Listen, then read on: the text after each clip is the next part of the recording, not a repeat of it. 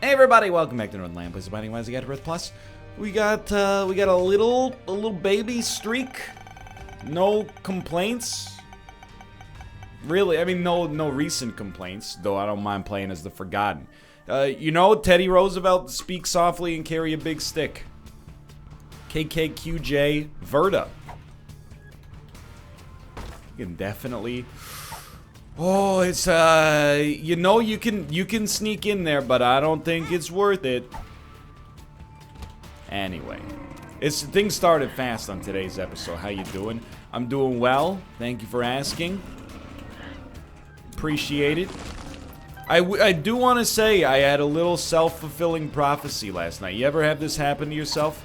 I was getting ready for bed. And I thought to myself, and as soon as I thought it, I don't believe in the concept of a jinx. But I do sometimes believe in, your own brain's self-destructive love for irony. Which I guess is kind of the exact same concept as a jinx, just phrased in a way that makes it sound more erudite. But either way, I was getting ready for bed, and I was like, man, I've been lucky lately. Haven't had a night where I couldn't really get to sleep for like, a month. That's pretty cool.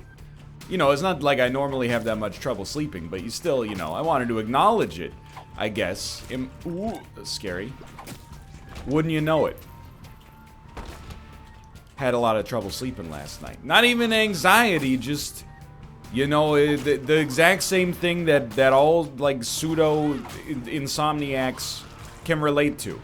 Where if you don't fall asleep within like an hour window of when you go right to bed, the next like several hours are you going, I'm so mad I'm not asleep right now. But we've been down this road 100,000 times.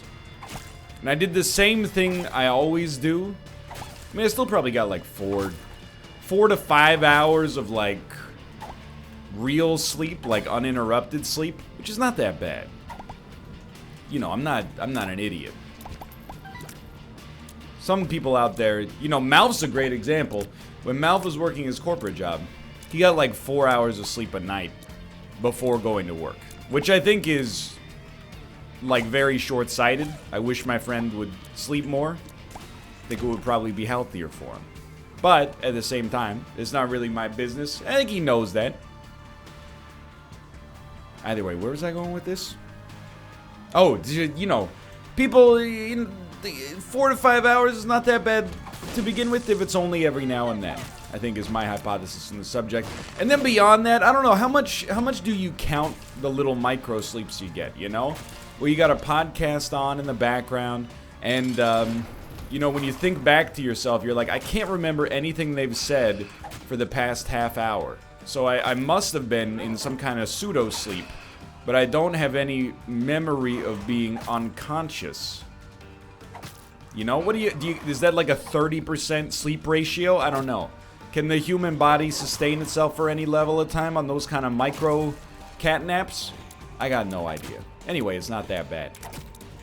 But I was gonna say I did the same thing I always do where I don't know how much I believe in the 7 stages of grief.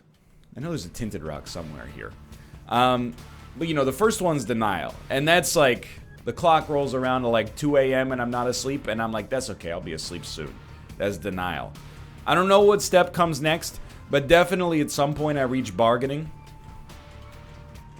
And I say, well, you know what? Well, that's unfortunate. That's okay. Maybe I can't get that much sleep tonight, but I'll just skip the gym tomorrow. If I really have to, if I don't get like any sleep, I get 45 minutes of sleep, I don't have to stream. I could just take a nap in the afternoon instead, and it would be unfortunate, but you gotta do what you gotta do for your own personal health and comfort. And then, of course, I got up right when my alarm went off, and I went down to the gym, and I'm feeling okay. I think the bargaining is actually, like, fairly useful. Hey. Anyway, not meant to complain. You know what I think started? I think I deviated from my routine. I've actually... I talk a lot about how I'm a creature of habit, but, I'm a creature of habit because, that's where I'm most comfortable. When I do things, at the time that I normally do them, You know, the quantity that I normally do them, like, you know, having a lunch that's the same size almost every day. People say it's boring, but I don't know. It, for me, it just feels right. Piggy bank. That's not really what I wanted there. And I broke my routine last night because I got sucked into the Netflix show, or not Netflix, the Amazon Prime show, The Boys. A lot of people talked to me, well, a lot of people talked in chat, and they were like, hey, NL, have you seen The Boys yet? And I was like, no, I haven't seen it yet, but it's kind of, it looks interesting to me. I like Carl Urban, you know? I've seen him in The Chronicles of Riddick. I've seen him in Thor Ragnarok. I've seen him in the Bruce Willis, Helen Mirren, John Malkovich elderly action movie, Red.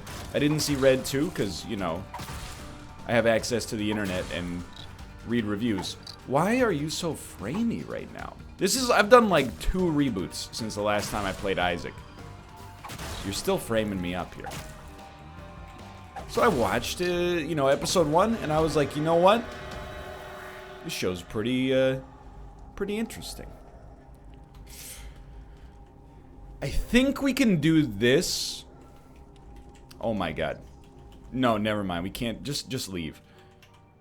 I don't remember how you're supposed to do this. I think I'm better off just not taking it. Let's just consider ourselves lucky. So I watched episode 1, and then I watched episode 2, and then I got like halfway through episode 3, and I was like, dude, I gotta go to bed. And that's where it all started. And also, I gotta say... Oh, interesting. I halved my caffeine intake over the past couple of weeks. Just to, you know,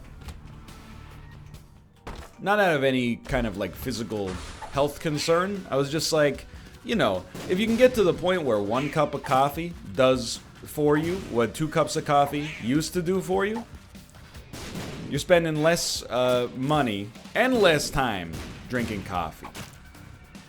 Seems like a positive to me. I do still think that, like, coffee is, like, one of those things like MSG, where people think it's, like, pretty bad for you, but actually I've never read anything that would seem to indicate that that's actually the case. I know you're really allergic to MSG. I know. Trust me, I know. But then yesterday I was feeling a little groggy. Classic mistake. Thought to myself, hey, let's break the routine. Let's try it. Okay. I'm not, like, insulted by it, but it's not really what I wanted. Had that second cup of coffee, and I think that was enough, you know? It tipped me over the edge, and I was not wired, but as I was trying to fall asleep, I was like, the siren song of the cold brew coffee has gotten me yet again. Anyway, enough about me. Consider this, you know, a recommendation to watch The Boys on Netflix. Any streaming service is Netflix, you know? I've become my parents, where, you know, when hey mom, can you buy me Crash Bandicoot for the Sony PlayStation? And then when they give it to me, they're like, here's your Game Boy game. Here's your Nintendo game. Mom, it's not a Nintendo game, okay? These companies have a rivalry. You don't understand. They're different franchise, system-selling, anthropomorphic animal mascots, okay? I don't think it's a masterpiece. Like, there's a difference between The Boys and Breaking Bad, you know? It's not a serious show. It's a very over-the-top show. I think the best way to describe it is just like, imagine if Watchmen was not made by Zack Snyder, but was instead made by, like, Kevin Smith. Now, if that means nothing to you, that's fair, because it kind of just popped into my head on the, you know, off the top of the dome piece. I'm not really a huge Kevin Smith fan, to be honest. Some people consider that to be sacrilegious, and some people are like, yeah, I get it, but I've been liking The Boys so far. It's not made by Kevin Smith, for the record, although he is apparently working on a He-Man show at Netflix, and this time it actually is Netflix, not Hulu Prime. I mean, no, that's not fair. I've probably seen like 6 Kevin Smith movies in my life. I've seen, I saw Clerks. Clerks is really good. The first Clerks is like, I get it. I saw Clerks 2 in theaters because one of my friends at the time wanted to see it, and she laughed and laughed and laughed, and I was like, I do not get this at all. I do not understand. I mean, I get the jokes on the level of like, you know, I mean, it's not that hard. You never go butt to mouth, you know, I understand. It's not like it's too cerebral. I was just like, I don't understand why it's so funny. And then, actually, to be honest, I've seen a bunch of Kevin Smith movies in theaters, weirdly enough. I saw Zack and Miri make an adult film in theaters, and it was kind of the same, you know? I was like, I mean, I get it. It's not like it's insulting to watch, but I don't find it particularly funny. Saw Dogma. Dogma was pretty good. How have I seen so many Kevin Smith movies? I've seen Red State. This is absurd. I didn't realize. I've seen like every movie Kevin Smith has ever made. I've seen Jay and Silent Bob. This is madness, dude. I had no idea. This is like when you look back on like a spy movie, and you know, if you look at like all the hidden camera footage, you're like, oh, there's Jason Bourne. See, he was in the frame the whole time. Or like after you finish watching Hereditary, you watch it for a second time, and you're like, look, look, look. You know, there's all sorts of Easter eggs. I'm like, Kevin Smith has been underpinning my entire life, apparently. I didn't even realize. Anyway, maybe I do like him. I don't know. I haven't. The jury's still out. I haven't seen Yoga Hosers because I heard it was, you know, one of the worst movies of the decade, and I haven't seen Tusk. Help! Please, how are you not dead, sir? I had an option. My brain said to me there. It said, "Do you want to give up and just take damage here? You could give up and take damage. Nobody's gonna make fun of you." And I thought to myself, no, brain. It's not that kind of day. Anyway, it's a really roundabout way of saying I think that show is fairly good. Yo, thank you. That was Monkey's Paw.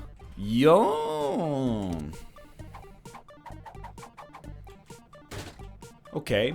I mean, this is one of the very few times I think I won't be upset to see Skatol. Most of the time, we're playing that dude to begin with. We're looking for some kind of consumable to keep us alive, which is why it's frustrating to then get Skatol. Because you're like, oh, you're not going to pay out with any red hearts now. That time, we were just kind of, you know, we were fishing a little bit, but not for survival, just for advantages. Hey, it's Wednesday. I don't know if I've mentioned that yet. Wednesday's, you know, Wednesday, Thursday, well, like, Tuesday, Wednesday, Thursday are kind of like my busy days. And I like it that way. It gives me a chance to sit down, record a lot. I gotta be on all day, and to be honest, I'm kind of okay with that in short bursts. A Wednesday for me means I get to play a little bit of every game that I'm playing. I get to, you know, my plans for today. Obviously, we got an NLSS coming up, but we're gonna play a little Isaac. We're gonna play a little Mario Maker. Gonna play a little Dicey Dungeons. Gonna play a little Streets of Rogue. Help! Oh, very bad dodge. Can I tell you something as well? It's an exciting day. You know, when you think of the landmarks of adult life, obviously there's major milestones, you know? There's, don't do it. Don't do it. You know, getting married, having a kid, you know, buying a house, etc., etc. Those are the huge ones. We had a little miniature, not major, a little miniature adult milestone. Our absolutely garbage car is now paid off. And I got a nice letter from the Ford Motor Corporation that said, hey, just so you know, your car's paid off, so if you ever want to buy another Ford, just give us a... Just come into the dealership. Yeah, put that right in the paper shredder as quickly as possible. Again, if you stan Ford, if you've had good experiences with Ford products, more power to you, and to be honest, I'm jealous. You can look it up for yourself. This isn't meant to be like Calvin from Calvin and Hobbes urinating on the Ford logo. It's not any kind of bizarre, fanboyism for any particular car corporation. You can look it up for yourself. Known issues with 2015 Ford Focus transmission. You can see for yourself that Ford has, lost a class action lawsuit related to, the faulty product, essentially. So I will never purchase another Ford product over the course of my entire life. You don't really, with cars, unless you're buying, a car every few years, which is way too much, for me at least. You don't really get a second chance with automobiles, right? It's not like going to a restaurant and you're like, well, they could have just been having a bad day. The car, you're spending, especially if you buy a car new, spending 5 figures. Something breaks on it, or, this situation is even worse, because for me it seems like they were, having followed the discourse related to this, it's like they knew the product was bad. But you know how in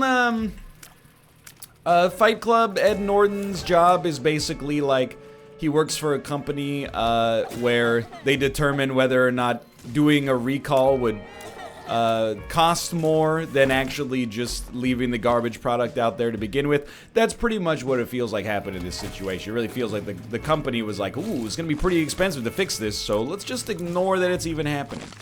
You don't get a second chance from that, I'm sorry to tell you. So the car is paid off. It's drivable. I'm gonna drive this thing till it explodes, or if in a few years Kate's like, I want a new car because I'm worried it's gonna explode. I don't mind going down with the ship if my car explodes, because it would make, I think, a righteous news story. That's my level of anger right now. Begrudging Ford owner dies in Ford explosion, That would be a big PR hit for them, and I think that's kind of what I'm hoping for. Well, not hoping for, that's a little absurd. But I want them to hurt as much as I hurt. But, I'm not okay with my wife dying in a Ford Focus explosion. So, at that point, maybe we'll get something new. But either way, it's still a milestone, Even if the car is... I don't know, man. I gotta close whatever the heck's going on in the background here. It's getting to be a little much, I can't believe we're getting frame dips in Isaac now. But it's still a milestone, to pay off a car. I remember being there when my dad got the letter that his Ford Taurus was paid off. Please let me in. Why? Okay, this is, you've just screwed yourself here. Try again. That was a big milestone. I remember being there when my dad got the letter that his student loans were paid off. I guess it's not that, unusual of a story to have. I'm just saying. It's one of those little miniature adult milestones that make up, living your life. Deal with the angel. Halo. Sure. I realize now I didn't need to step on that, but that's okay. I'm looking for a bit of a damage injection if possible. Either way, thank you. It feels good to have it paid off. You always think like you're still driving, you're driving your car for free at that point. You're not really, because you got gas, you got insurance. We got to take it to the old Meineke to get the brake pads looked at and the yada yada, but still. Okay, this is definitely an acceptable use of sacrificial altar. And we will super use void. I didn't realize Abaddon... Well, I should say I don't remember, because I'm sure I've had this before, but... Yikes. Didn't remember that Abaddon takes away all of your red hearts from your bone hearts as well.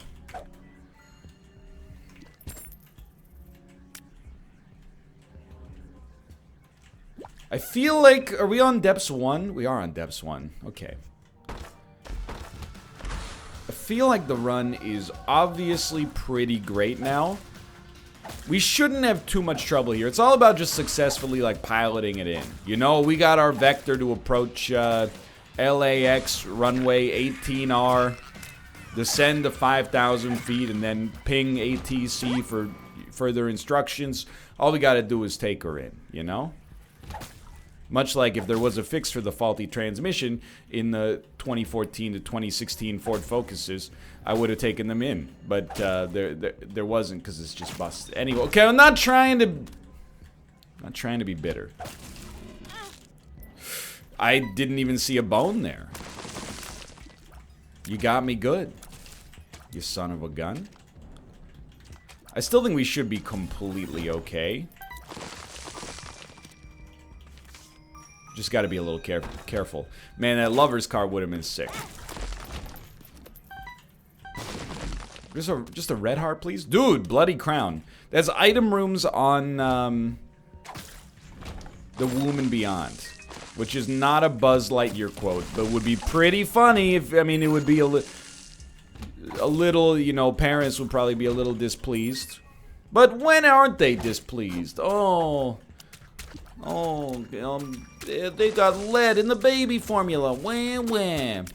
Oh, my car's transmission was broken and the company knew it. Wham, wham. No thank you. See, there's a little bit of a self-own there, is the thing. I will always take more damage. Another spirit heart, it's not really that useful, honestly. I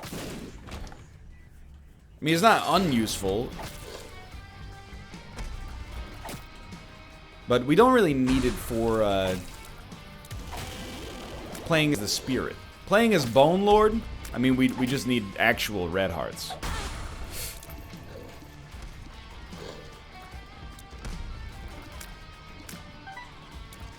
Dude, you know what's gonna be sick? Oh, there's a lot of talk, and most of this talk I very much agree with.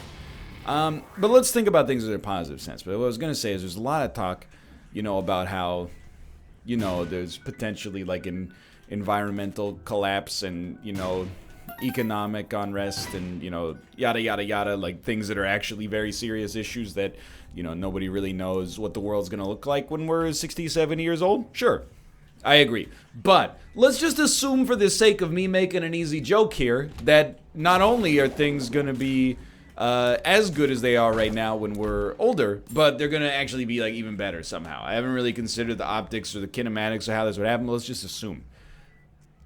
You know what's gonna be sick?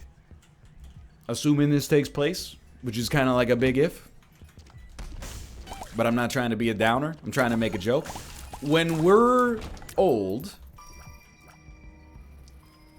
assuming you live a reasonable distance away from rising coastlines. Sorry, it wasn't supposed to be about... When we're old, the stereotype of older drivers perhaps being negligent or dangerous no longer has to matter because of the prevalence of self-driving cars. I was thinking this because, you know, on Saturday, Kate and I, we went out. And, like, I don't want to... It's kind of an ageist comment. Let's put it that way. But we were driving alongside somebody, and it's heavy traffic. He left like 8 car lengths of distance between his car and the car in front of him, which is unusual when you're in like really, really heavy traffic, obviously. And it might seem like, who's he hurting? Well, you know, like the people behind him who now can't sneak in on this light in order to progress the flow of traffic. Like, it's just empty space for kind of no reason. You know what I mean? It's not a victimless crime. It's not a huge victim-rich crime, but it is not a victimless crime. And we passed him, and it was like, it was an old man, like a really, really old dude. And rather than thinking like, get off the road, which, you know, maybe privately, I was like, I want to be clear, okay? When I say get off the road, it's not, hey, old man, you're making it take 3 minutes longer to get to IKEA. Get off the road, grandpa, we got places to be. It's more like, hey, dude, you're not a confident driver anymore.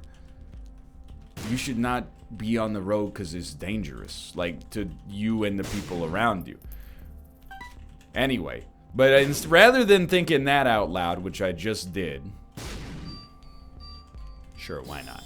I thought to myself, how sick will it be, assuming, you know, the acidification of the oceans doesn't... I don't mean to continually bring it up. But how sick will it be to be like 90 years old and be like, hey, you want to go to the store? And then, you know, your robot is like, yes, master. And then you have a robot for companionship. I mean, it's called world building, sweetheart. Look it up. And then you don't have to worry about, you know, being scared on the freeway or something like that. You just jump into your car and you go, Kit, take me to the Max Milk on the corner Oak and Hemlock Street, please. Invested? That's gonna be sick. Assuming that I'm joking, but also, have you looked at the news recently? I'm just saying. Oh, that's a good bit. It's called Gallows Humor. You gotta look it up. Maybe, sweetheart. I think I will check this real quick. I'm still, like, Guppy Watch is at critical levels now. I can't remember the last time I became Guppy. It was perhaps a fortnight past. Can I ask you a question about linguistics? Plus, like, I guess human population. Fortnite was a word that basically disappeared from the public lexicon. I mean, I was sometime before I was born, for sure. It was probably like 200 years before I was born. It was the last, like, commonly recorded use of it. Just let me... Okay, fine. Suck it up anyway. Although I'm not insulted by a luck upgrade. I can live with it. And then obviously, like 2 years ago, it started to get way more use again, but in a different context as a result of the ultra-popular video game that introduced the world of flossing. So, I have a real question for you. And I mean, it's probably possible to answer if you're like an academic or something like that, but it's more also just like, I want to see where people stand, what they would predict here. Do you think that the word Fortnite was written more, because I don't know, there's no way to track speaking. Do you think it has more written occurrences prior to the year 2015 or post the year 2015? Let me go over the ins and outs, okay? Obviously, in the English language, it was used for hundreds of years. So it's got a huge temporal advantage. It was used for much longer. However, you know, as far as I know, Fortnite was only a word in the English language. There was much less world population back then. Not as many people knew how to read and write. There weren't, you know, blogs, internet comments, Reddit forums, etc., etc. So, I mean, how much more text is written, both in print and online these days, daily, as compared to, you know, maybe like the year 1830? It's got to be like 100,000 times more text written daily, right? It's got to be some kind of absurd factor. Anyway, what am I talking about? It's just interesting to think about how, like, basically as a result of one product, it's changed the game for linguistics now, you know? It's just an example of how language can change evolutionarily over time. Like, when was the first recorded use of the word yeet?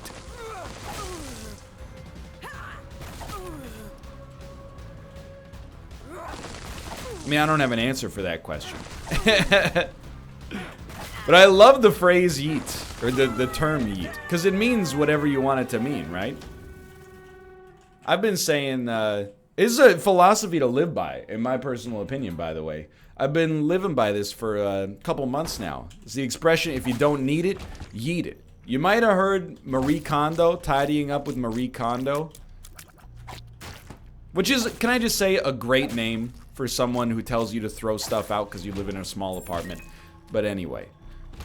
I mean, that's just one of those, like, you gotta tell me, you're gonna try to tell me that destiny doesn't exist? One of the leaders of the minimalism movement is named Marie Kondo. I get that it's a Japanese name. It doesn't mean condominium, you know. I'm not an idiot. Well, I'm not that much of an idiot, at least. I'm just saying the interpretation in English is a little, you know, it's fortuitous. But, you know, she asked you, does it spark joy? And I've thought about that for a while. When I am, you know, putting the dishes away, and I'm like, hey, there's only 2 of us, why do we have 15 mugs? You know, are we gonna have the entire royal family over for tea sometime? It doesn't make any sense to me. That does not bring me joy. In fact, it crosses the threshold on the other side. It brings me a little bit of mental frustration. I end up sounding like my father, you know, when I'm putting dishes away and I can't find a place for a mug, so I have to shove it into the freaking cabinet. And then I go, why do we own all these mugs? We should just throw out all but 2 mugs. You know? Anyway, you can tell it still bothers me. But I take it a step further now. Not does it bring joy, because I don't mind throwing stuff out. I have no, like, earthly possessions, so to speak, you know? I don't have many, at least. I'm of the opinion now, if you don't need it, yeet it. I love throwing stuff out. I'm like, if there was a show, I don't think anybody would watch it because it wouldn't be interesting. But if there was like an anti-hoarders, I would be an amazing candidate for like the pilot episode. You could pretty much, almost anything in my apartment, you could pick up and be like, can we toss this? And I'd be like, yeah, sure. I mean, if I need it, okay, it's a plate, you know? If I need another one, I'll just buy another one later. But for now, you know, we're not using that many plates. I can always wash the dishes, you know, 1 more time a week or something like that. There's very few things. Kate was talking to me yesterday, you know? And people are cut from a different cloth when it comes to this kind of stuff. This is not meant in a judgmental way. But she was telling me how she read an article, and Kate is not, like, just because she's about to mention one of the Kardashians. She doesn't watch Keeping Up with the Kardashians. She's not, you know, reality TV obsessed or anything like that. She just read an article somewhere that was like, Kylie Jenner is, like America's youngest billionaire or something like that. She's got a net worth of like, I don't know, it's in the billions. I think it's in the multiple billions. Single digits. Not that it, I mean, I'm not trying to shame her. That's still pretty good. Or pretty terrible, depending on, you know, how you feel like that affects society, but not really any of my business. Either way, she was like, how would you live your life differently? How would we live our lives differently, I guess, if you had that kind of money? And I honestly, like, I couldn't come up with an answer. Because everything that she was bringing up, I was like, this sounds like, by being a billionaire, I now have taken on a second job, and that job is finding a way to spend all this money. It's like a permanent Brewster's Millions situation. I was like, I want to be clear as well, like, it would be very easy to be like, I don't care about money at all, and act like I'm some kind of noble saint. That's not really the case. We're lucky to just do well already, to the point where, you know, I think everybody has like, well, I think a lot of people have like an appetite for money that gets satiated at some point, you know? Like, I have no desire to be a billionaire, but certainly to be like, money doesn't matter. That's just like an ignorant opinion, you know, based on the fact that I'm able to comfortably like pay my rent and support a relatively modest lifestyle. Let's suck it up. Shot speed, fantastic. You know, it's a little bit of a different story. Like, what would you do if you were a billionaire, if you're having trouble making ends meet? Well, you know, sort out your living situation, and, you know, you don't necessarily have to look at the price tag as much in the grocery store. That's a huge difference. But I'm at a level where I'm comfortable in my life. I don't, like, being a billionaire doesn't appeal to me at all. We came to the conclusion, she grilled me for a bit, because I think it does sound like you have like ulterior motives, or like you're lying about it, right? When you're like, well, I don't really have the desire to be a billionaire. But she was like, you know, what about like, would you want a yacht? And I'm like, I don't think I would want a yacht, because then like, I mean, it's not like I'm anti-yacht necessarily, but I don't really want to like, I don't have a desire, at least at my current age, to be like the captain of a vessel. And then I don't know, what are we gonna do? We're gonna go on our boat, and we're just gonna kind of like sail around. We're probably gonna be like, the Wi-Fi is no good out here, you know? Doesn't appeal to me that much. And then she was like, would you get a private plane? And I'm like, honestly, I don't think I would get a private plane. Even if I had enough money that it wouldn't even make a dent in your bank account. I would definitely fly first class, though. Like, I wouldn't fly coach if I had $1 billion. I would fly first class. Why not a private plane? I don't know, man. It's just, I mean, I get that it's convenient, but there's a couple of things. One is, I think with private aircraft, you know, the risk of like a disaster is higher, to be honest, because, you know, you're not necessarily, you don't have as much oversight when it comes to following those security regulations. But then the other one is like, I don't know, I don't really have like a problem. You kind of like, if you're in first class, you already kind of have a private plane, you know? Nobody bothers you, and you got like service staff on hand that are like, hello, Mr. Letourneau, can I get you whatever you want because you paid way too much friggin' money for this ticket? Like, it's all, I almost feel like it's better that way. Then again, I've never been on a private plane. I don't know, man. I just like, I'm just content. I think it's basically, I'm interested to hear what people think about it. Like, what would you do if you had $1 billion? And just to make it easy, I'm gonna take philanthropy out of it, okay? Like, you don't get any brownie points for being like, well, if I had $1 billion, I would donate $980 million of it to charity. Yeah, okay. You and everybody else on planet Earth would, well, maybe not everybody else, because, you know, you've seen Billionaires before.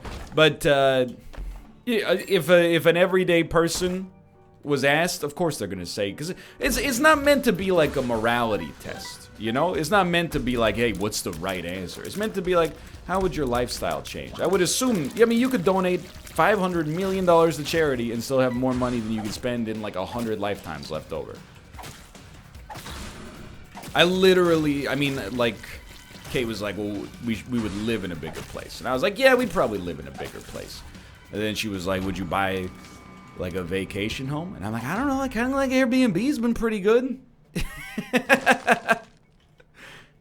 I get that you could just pay people to deal with most of the stress, but like, I don't know. What do I need 2 homes for? It's not like I can sleep in 2 beds every night, but maybe I'm missing out on something obvious, you know? It beats me, dude. I don't know what you do if you're a billionaire. I think that's too much money. I think being a billionaire would absolutely ruin me. You know, I was watching, and now this is where the episode turns preachy. I was watching this documentary about weightlifting, and they had an interview with this ex-Mr. Olympia. You know, he's in probably his 60s now, called Lee Haney. And he was talking about, like, the difference between, and it's a kids these days sort of thing. He was talking about the difference between, like, today's bodybuilders versus the bodybuilders of yesteryear. And he was like, well, when I was coming up, my trainer was like, you know, do you have a girl in your life? And he was like, yeah. And he was like, that's good. You know, you should marry that girl because a young man needs responsibility in his life. He needs consequences.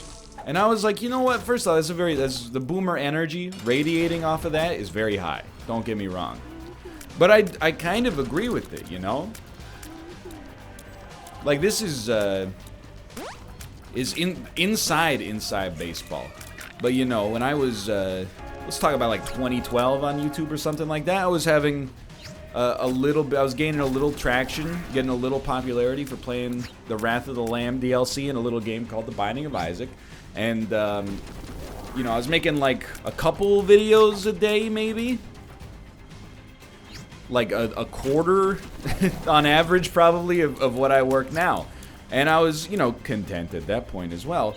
But I was also, you know, I could have been working a lot harder.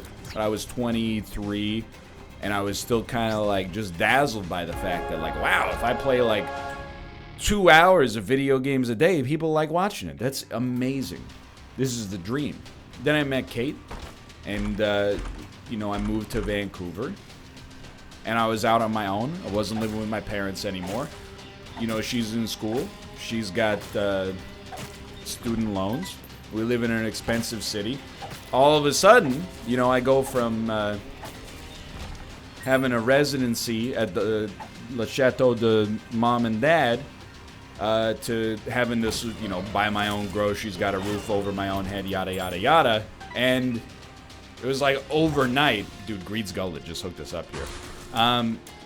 Overnight, that extra level of responsibility helped me, like, evolve as an adult. Oh, that was so dumb. And I truly believe that. I know it might sound, again, trust me, I get that there's boomer energy radiating off this tweet. Like, it's got nuclear radiation. But I do, you know, that's why when I talk to my colleagues sometimes, I've tried to switch. That would have been a galaxy brain move. When I talk to my colleagues sometimes, and they espouse this belief that, like, why would I ever willingly take on more responsibility? I'm like, well, you know, that's why I always call it, like, a young man's compunction, you know, because I was there and I got it. You're like, why complicate, you know, a somewhat comfortable life with, you know, more responsibilities. But I truly also believe, genuinely, although I'm struggling to find a way to say it effectively, that, like, the fact that I did get out on my own, admittedly, I was lucky to have the means to. I'm not saying it's, you know, a quick fix for everybody. But being able to get on my own and force myself to, like, you know, year by year, take on a little bit more responsibility. This is very dangerous, for the record. I think that is very important for me when it came to growing up. You know, to some extent, growing up, maybe the reason I sound older than I am, is not like, it's not about your age. It's about, you know, we sucked up a spacebar at him, I guess. It's about the decisions you've made in your life that have, you know, changed or affected you over time. That's my 2 cents. And you know, it doesn't have to happen overnight. It happens bit by bit. Don't take the advice from me. Take the advice from ex-Mr. Olympia, Lee Haney. You know, moved to Vancouver. Now I gotta, you know, pay rent. Gotta buy our groceries. Kicked me into gear. I was like, dude, I could easily work, like, you know, instead of working like a 3-hour day, I could easily work like a 7-hour day. That's not a problem. That's like, you know, average. Then, you know, things are going pretty well. Move to a better neighborhood, and you're like, okay, rent's more expensive. Where am I gonna find the time here, you know? You get 2 cats. It's not that, you know, like a huge amount of time invested every single day into your cat's well-being, but it is another responsibility you add over top. You know, after a while, you're no longer just doing your job. You're kind of running a business. You know, I collaborate with people on a daily basis. I pay people. Like, I have, I don't know if I call them employees, but I have, like, contractors that I have to, you know, I say have to as if, like, that, I don't mean that it's like a chore to work with them, but, like, they provide me a service and I provide them a wage. Now I'm like, hey man, you know, I gotta keep the engine running here. Not only do I have, like, my own responsibilities to myself and my family, but I got, you know, other people are kind of on the Northernlion payroll right now as well. You add that responsibility gradually in your life, and it's like, you know, it's like working out. You know, you gradually add it, and then you get stronger as a result of meeting it. Then you can add more. Eventually, it's too much, and, you know, I mean, it's a bit of an ego-driven conversation that makes it sound like I have all the answers, which is not true. But definitely in the past year, I've started working less, and it owns. To take your foot off the gas pedal a little bit. But still, I'm saying, I feel like a lot of people have what I would consider a backwards philosophy, and they're like, dude, the best way to live life as little responsibility as possible.